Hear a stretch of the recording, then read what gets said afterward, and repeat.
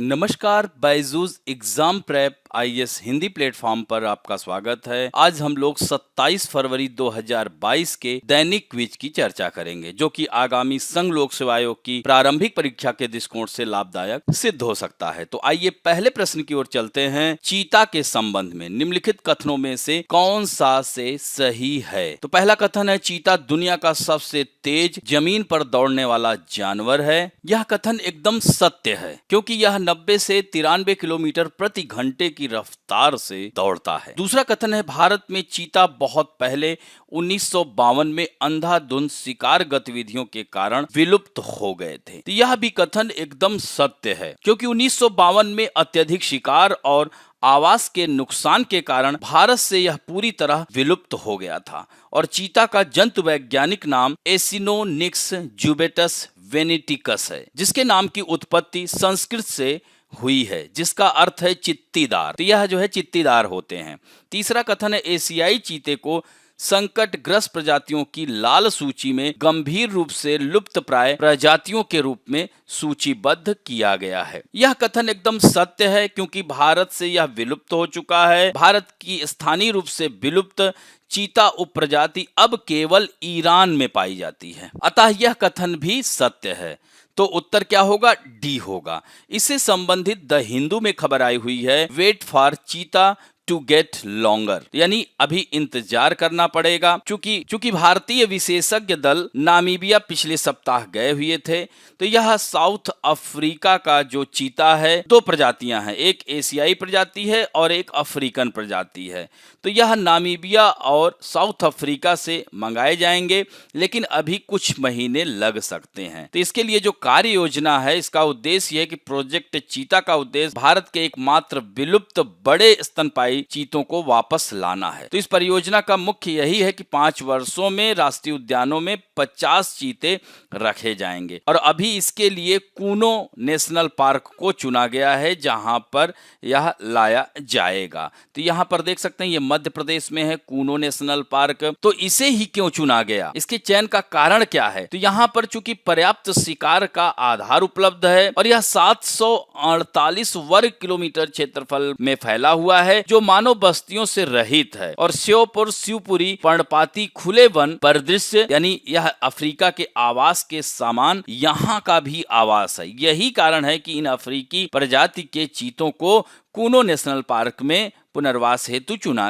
गया है। भारत में चीतों के संरक्षण और प्रजनन हेतु और भी अनुशंसित अन्य स्थल हैं, जैसे नौरादेही वन्यजीव अभ्यारण्य, ये भी मध्य प्रदेश में है, गांधी सागर वन्यजीव अभ्यारण्य शाहगढ़ उभार जैसलमेर में है, मुकुंदरा टाइगर रिजर्व राजस्थान में है। अब बात करते हैं अफ्रीकी चीता और एशियाई चीते में अंतर क्या है। तो अफ्रीकी चीते का वैज्ञानिक नाम एसिनोनिक्स जुबेटस है, जबकि एशियाई चीते का वैज्ञानिक नाम एसिनोनिक्स जुबेटस वेनेटिकस है। और यह एशियाई समकक्ष से थोड़ा बड़ा होता है। कौन? अफ्रीकी चीता। तो अफ्रीकी चीतों से यह थोड़ा छोटा होता है। और IUCN संकटग्रस्त प्रजातियों की लाल सूची में सुभेद्य के रूप में यह वर्गीकृत है, जबकि यह एशियाई लाल सूची में गंभीर रूप से संकटग्रस्त के रूप में वर्गीकृत है। तो इसका स्रोत स्थान आप देख सकते हैं, अगर मानचित्र के थ्रू देखें तो यह अफ्रीका महाद्वीप है। यहां पर ये देख रहे हैं, यहां से एशिया शुरू हो जाता है। यह ईरान के यहां पर भी पाया जाता है। भारत में था,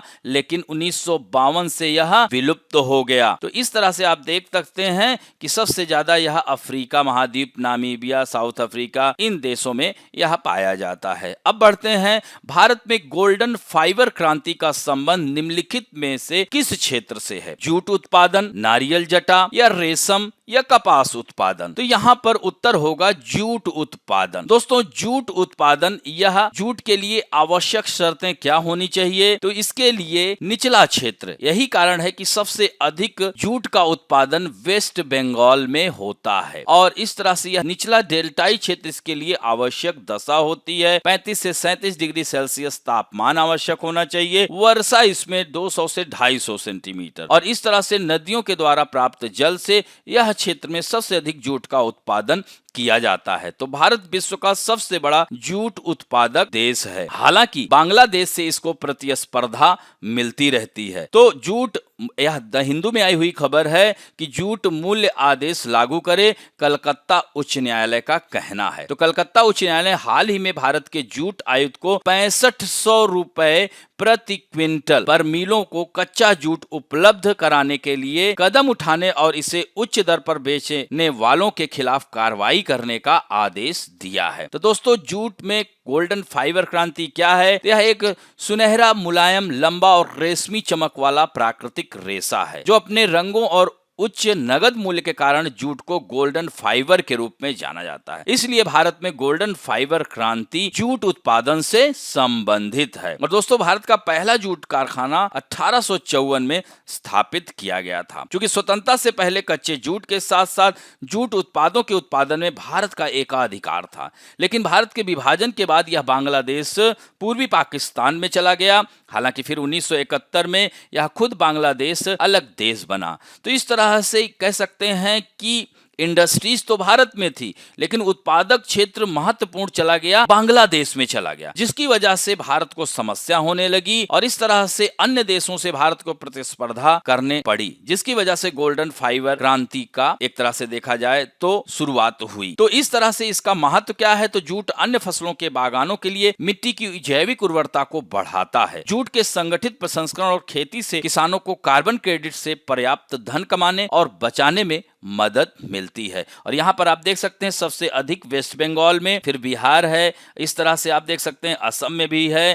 तो यह सब jute industries, jute producing states हैं, इन्हें जरूर देखिएगा। अब बढ़ते हैं, निम्नलिखित घटनाओं को कालानुक्रमिक क्रम में व्यवस्थित कीजिए।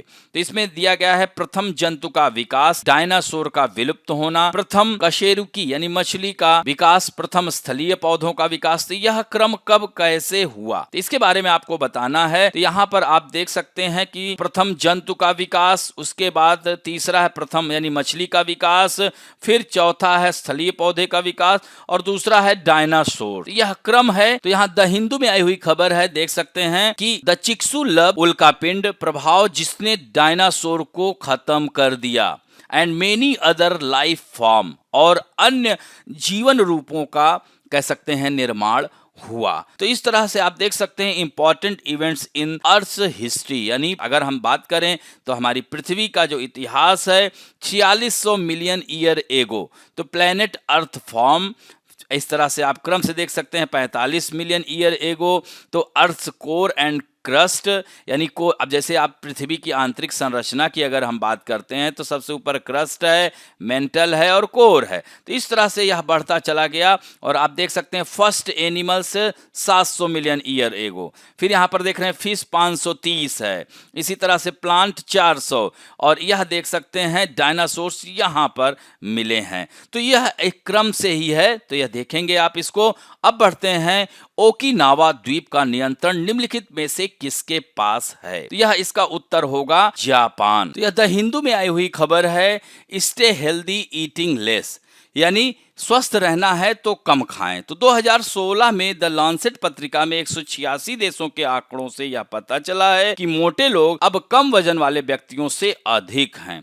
तो यहाँ पर आप देख सकते हैं ओकिनावा, यहाँ पर चर्चा की गई कि यहाँ सबसे स्वस्थ आबादी की असाधारण संख्या है, क्योंकि यहाँ लोग जब इनमें मोटापा बढ़ता है तो यह व्रत यानी कह सकते हैं खाने को कम कर देते हैं। तो यहाँ यही बात कि आधुनिक मनुष्यों के लिए स्वस्थ और बुद्धिमान होने के लिए दिन में 3 बार भोजन करना आदर्श सूत्र हो सकता है। फिर भी क्रमिक रूप से हमारे शरीर को कभी कभी उपवास की अवधि के लिए अनुकूलित किया जाता है। तो इस तरह से ओकिनावा के लोग उपवास रखते हैं और कैलोरी को प्रतिबंधित करते हैं। जैसे अपने देश में भी लोग एकादशी से लेकर के करवा चौथ तक का व्रत रखते हैं। तो यह बहुत ही शरीर के लिए लाभदायक होता है और मोटापे को कंट्रोल भी करता है। इसी तरह से यहूदी धर्म में योम किप्पुर है और जैन जैनियों के बीच पर्युषण है, मुस्लिमों में रमजान होता है। तो यह इस तरह से हर धर्मों में अलग अलग तरीके से उपवास की विधि रखी गई है। तो यहाँ पर देखा जाए तो यह 2016 की जो पत्रिका के अध्ययन से पता चला है कि मोटे लोग अब कम वजन वाले व्यक्तियों से अधिक हैं। तो इस तरह से इससे संबंधित है। तो यहाँ पर महत्वपूर्ण है कि ओकिनावा द्वीप है कहाँ। तो यह आप देख सकते हैं कि ओकिनावा जापान का उष्णकटिबंधीय दक्षिणी प्रशांत क्षेत्र में है और यह जो है 160 द्वीप यानी कई द्वीपों से निर्मित है। ओकिनावा में जैसे ओकिनावा का मुख्य द्वीप होंटो है, केरोमा शॉटो और कुमेजीमा या कुम द्वीप कहते हैं, मियाको, यह सब प्रमुख द्वीप हैं और इसकी राजधानी नाहा है। ये भी ध्यान रखेंगे। अब बढ़ते हैं 2021 में आए हुए प्रश्न की ओर। पुर्तगाली लेखक नूनिज के अनुसार विजयनगर साम्राज्य में महिलाएं निम्नलिखित में से किन क्षेत्रों में निपुण थीं? तो यहाँ पर दिया गया है कुश्ती, ज्योतिष शास्त्र, लेखांकन, भविष्यवाणी। तो यह चारों में यह निपुण थी। अतः उत्तर क्या होगा? डी होगा। तो 1535 से लेकर के 1537 ईस्वी की समयावधि में यहाँ पर लूनिज नामक पुर्तगाली जो लेखक है वह विजयनगर साम्राज्य का दौरा किया था। तो उसने यह पाया कि इस राज्य में कुश्ती करने वाली महिलाएं भी थी, तो कुश्ती भी हो गया, जो कि ज्योतिषी और भविष्य बताने वाली भी थी और खर्चों का हिसाब भी लिखती थी। तो इस तरह से ये चारों जो है विशेषताएं थी विजयनगर साम्राज्य में महिलाओं की। तो इस तरह से उत्तर क्या हो गया? डी हो गया।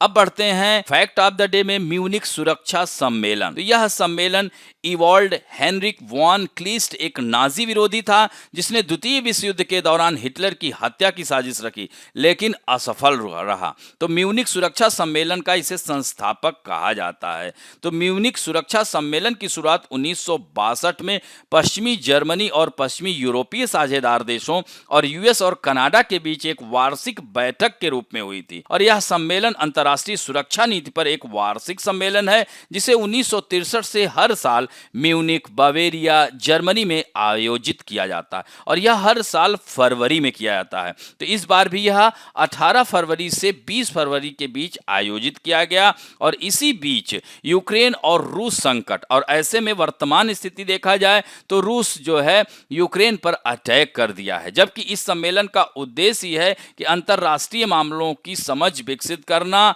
और साथ साथ सुरक्षा संबंधी चिंताओं को दूर करना और प्रमुख सुरक्षा कठिनाइयों का मूल्यांकन करना। लेकिन वर्तमान परिस्थिति को देखते हुए जिस तरह से यह किया जा रहा है, सीधे सीधे यह म्यूनिख सुरक्षा सम्मेलन को अप्रासंगिक बना रहा है।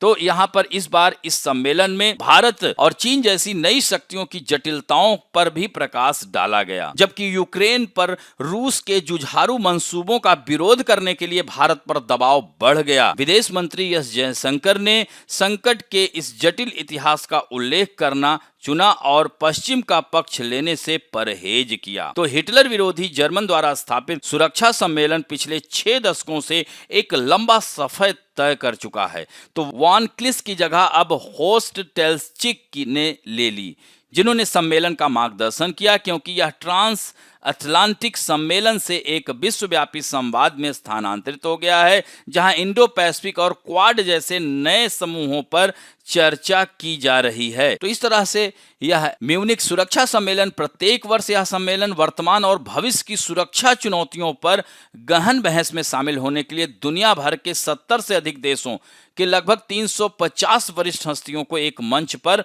लाता है। तो यह भी महत्वपूर्ण था। तो इस तरह से आज का अंक यहीं समाप्त करते हैं। आशा करता हूं कि आज का भी यह वीडियो आप लोगों को अच्छा लगेगा। यदि अच्छा लगे तो प्लीज लाइक, शेयर, सब्सक्राइब और बेल आइकन दबाना ना भूलें। धन्यवाद।